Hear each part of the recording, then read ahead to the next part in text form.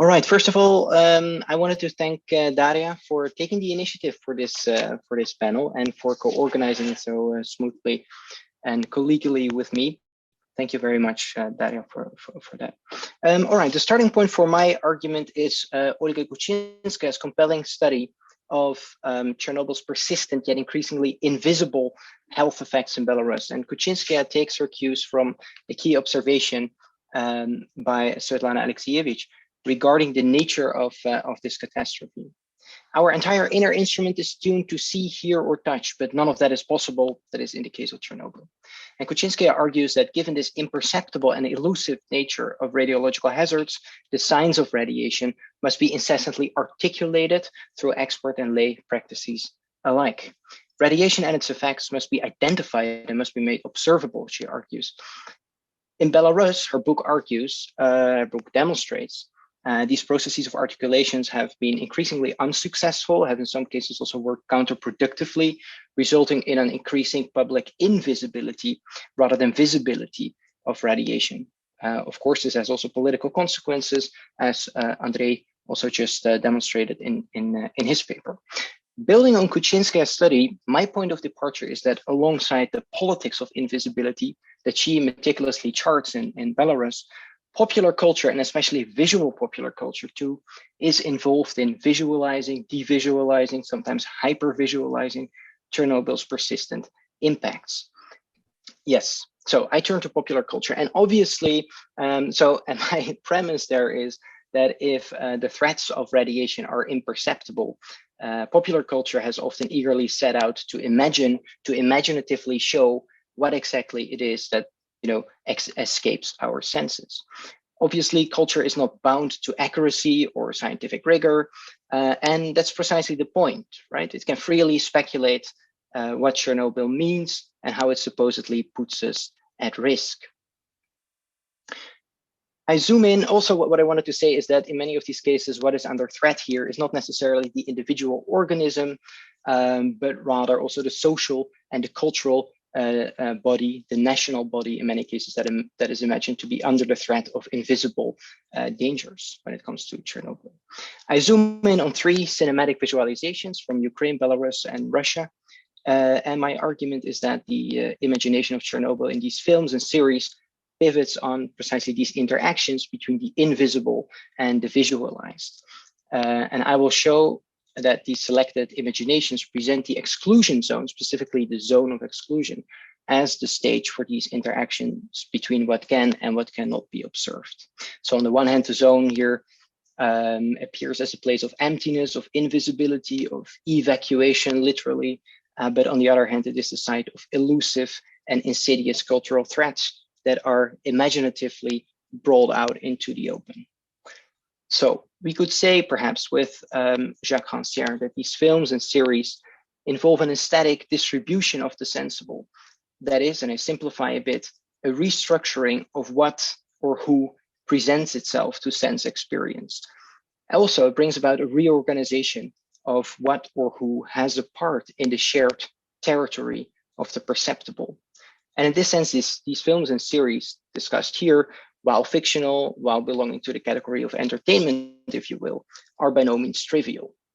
By organizing new correspondences between the visible and the invisible, they bring about what Rancière calls a reconfiguration of the fabric of sensory experience.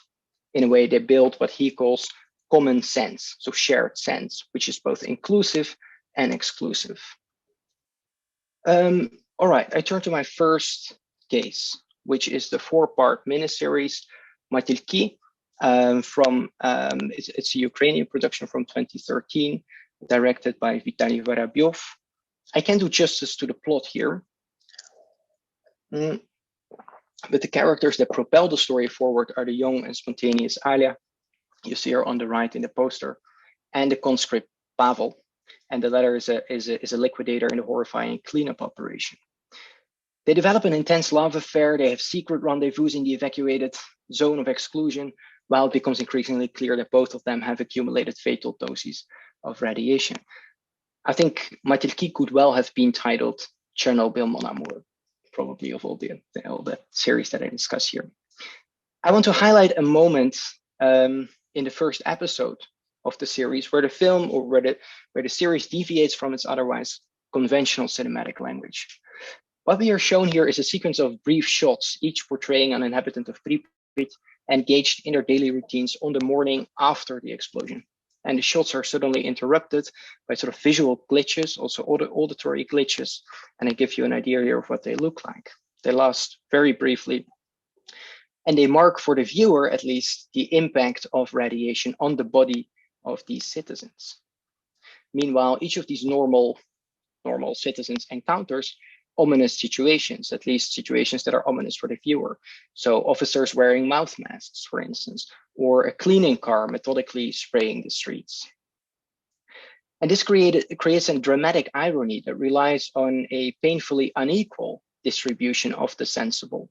So while those high up in the military and in the administration have a clear sensation of the danger and can act on the danger, the sort of the regular citizens of Pripyat cannot. Also, the viewer becomes sort of part of this common sense, and I think that's particularly painful. The viewer becomes part of this common sense as he or she hears and sees through these glitches the radiation that the inhabitants of Pripyat did not notice. The scene fits the series, so it creates a sort of a common sense from which precisely the victims of Chernobyl are excluded. The scenes fit the series' persistent commitment to the fate of the lower rank victims of Chernobyl. In that sense, the series builds on a history of articulation that borrows profusely from World War II memory. In particular, it portrays the battle of the first responders against invisible radiation, parallel to the visual symbols of heroic historical battle against Nazi foes. Of course, the prominence of World War II culture in Chernobyl discourses has been widely noted, but Matulki adds a remarkable twist, I'd say. And no scene captures this better than the final episode. Towards the end, at least of the series, in the final episode, when Pavel, after a latent period, is hospitalized in Moscow with severe radiation sickness, and he's mute. He's obviously dying, and we see how the reflection of Victory Day fireworks in the street reflects on his distorted and damaged skin. Matulki employs the war frame to dramatize the liquidator's self-sacrificing work, yet it also suggests here and elsewhere that the projection of wartime triumphalism onto the by no means triumphant victims of Chernobyl glosses over the horrors that they experienced and continue to experience. So World War II projections, the series suggests, entail a distribution of the sensible that, while empowering some, blinds us to the fate of others. Another example. In a recent Belarusian film, the zone is the stage for very different observable and imperceptible threats, and I turn to Zapretnaya Zona, Forbidden Zone, directed by the young Dmitry Semyonov-Aleynikov and released in 2020. Here it is 1989, and a group of 6 adventurous teenagers, they are on a camping trip, and they accidentally drift into the zone of exclusion. They decide to spend the night there, but unfortunately during the night, they accidentally kill a stranger. The man turns out to be a looter, a marauder, who has taken valuables from the zone and who carries a large sum of money. The friends decide to take the money, to divide it. Yet during their subsequent and undirected wandering through the zone, they increasingly begin to conspire against one another. They begin to suspect one another. They're also afraid that one of their friends might actually report them to the police upon return in Minsk. Meanwhile, an unidentified, and here becomes sort of a horror story or a thriller story, a mysterious killer murders the group members one by one. And I think here and elsewhere, the film is indebted to the Hollywood horror of Chernobyl Diaries, for instance, for those of you knowing the film, which was also released in its Russian version under the title Zapretnaya Zona. The viewer, for the larger part of the film, shares the perceptual disadvantages of the protagonists, who are in the dark about the identity of the killer and also in the dark about the levels of radiation that they accumulate. Yet most importantly, while this is becoming more apparent to the viewer, the characters do not notice how materialist greed takes over their psyches and undermines their moral compass. Toward the finale of the film, multiple of these invisibles are rendered visible. Radiation is articulated auditorily and visually through the use of dosimeters. Turns out that the banknotes themselves are more than anything else contaminated with radiation. And through the contaminated banknotes, the film delivers its moral takeaway. The imperceptible and insidious threat of radiation is visualized, is articulated primarily to underscore the equally elusive and insidious forces of materialism and greed. And I think the late perestroika setting is relevant here. It is as if the characters, by entering the zone, are pressure cooked into a post-Soviet mentality, which the film associates with the demoralizing and dehumanizing infringements of a capitalist outlook. The final scenes then hammer in this analogy between radiological and capitalist contamination. A sequence of shots shows the dirty money which the single survivor character has smuggled out of the zone, and the banknotes circulate in Minsk. They change hands and supposedly threaten their users, not only with radiological contamination, but above all with the moral meltdown that the main characters also underwent. Different from anything we have seen so far is this series, Chernobyl Zona Отчуждения, 3 seasons of which were broadcast by online channels between 2014 and 2019.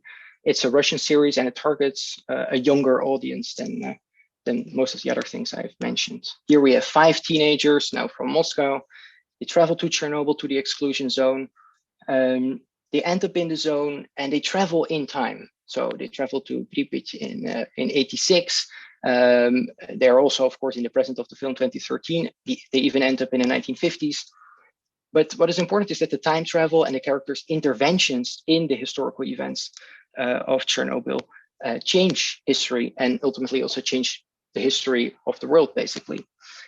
All this leads to a dizzying proliferation of historical alternative and paradoxes and doublings that I won't go into now. But what is important is that the series leans ambiguously on the supernatural and on the conspiratorial. In the conspiratorial storyline, we have a KGB agent, a certain Kostianka, who is a key figure here. And he has been accused of sabotaging the reactor after the disaster in 86, and he now hopes to retroactively prevent the disaster from happening. Kostenko subtly manipulates the lives of the protagonists, luring them to Chernobyl and nudging these teenagers into changing history to Kostenko's benefit. Then there is also another villain, a certain American immigrant who profits precisely from the Chernobyl disaster, as it allows him to build a new reactor in its place, but one that mines the spiritual energies of the zone, probably for nefarious purposes. And he too intervenes in Chernobyl in order to change history to secure his own interests. So the ultimate implication of the plot and of the warped historical trajectories is that post-Soviet reality as we know it, as we see it, is the result of unseen interventions and planned historical distortions. The zone here acts as a hidden front on which competing secret agents fight out the course of history. Of course, it's also a playful premise of the film here. The series is based on the idea that history can also be changed through similar arcane interventions in the magical time space of the exclusion zone. And of all the scenarios that are created, the one in which the Soviet Union has continued because Chernobyl did not take place is probably the most interesting. All right, in all the cases discussed so far, the zone was a site of imperceptible threats, a place that harbors more than meets the eye. And in some cases, this more than meets the eye took on conspiratorial connotations. To wrap up, I briefly refer to a final case from a wholly different medium. This spring, the Russian news agency RIA Novosti released a series of articles based on conversations with ex-KGB officers, in which these officers suggested that directly after the nuclear catastrophe, foreign intelligence services had exhibited a keen interest in the disaster, the nature of the disaster, but also the Soviet handling of the disaster. Foreign agencies used apparently law-abiding Soviet informants to collect intel in the zone, they argued. Yet the KGB's sensitivity, their painstaking attention to the behavior, to the character traits, to the biographies of anyone wishing to enter the zone, allowed them to filter out those who were on commission with the West. No information was leaked. More interesting than the question of the story's validity, I'd say, is its organization of the relation between the observable and the invisible. In the story's logic, the disaster did not require, as you might expect, transparent communication, but had to be shielded from the spying eyes of foreigners. By contrast, the KGB's main task was precisely to spot what others could not see, who was authentically Soviet and who was almost imperceptibly something else. Resorting to operations of unveiling that we know from the espionage genre, the story presents, I'd say, these KGB officers as the arbiters of the sensible and the creators of an exclusive common sense. Okay, I will leave it at that. Thank you very much.